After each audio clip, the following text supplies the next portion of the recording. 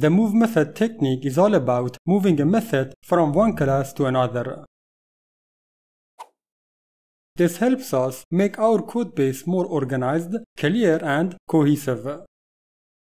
When we relocate a method, we improve encapsulation, which means each class has a clear responsibility and purpose.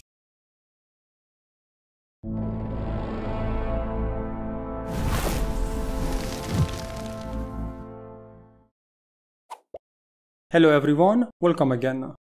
Okay, the move method technique is an important part of refactoring. This technique is categorized under code moving in our refactoring techniques diagram. Okay, now let's look at a scenario where the move method technique can be useful. Imagine we have a method that works with data in one class, but it heavily relies on the behavior or attributes of another class. In such cases, it's often better to move the method to a class that holds the necessary data or has a closer connection to the behavior of that class. Okay, let's take an example to better understand this concept. Imagine we have two classes, customer and invoice.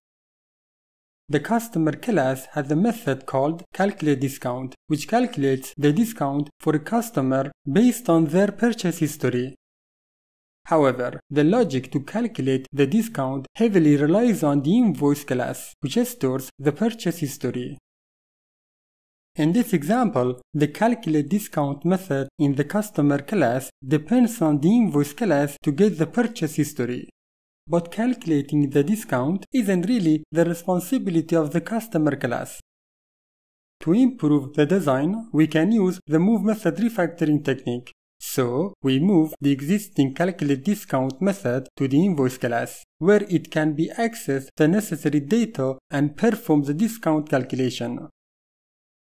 As you can see, by using the move method technique, we've made the design more organized and clear.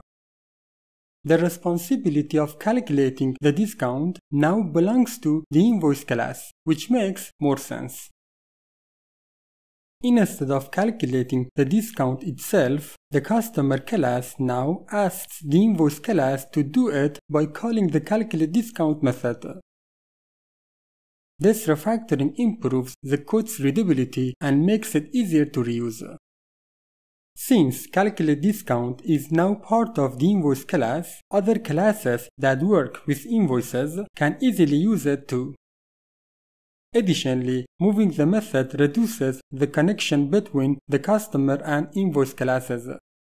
The customer class doesn't need to know the details of how purchase history is obtained. It only needs to know that it can get the total purchases for a customer by calling the getTotalPurchasesForCustomer method from the invoice class. To summarize, the key point in using this technique is to identify methods that heavily depend on data or behavior from other classes. Once identified, we can move those methods to the suitable class. By doing so, we can achieve a design that is more cohesive and loosely coupled. Okay, done. See you soon.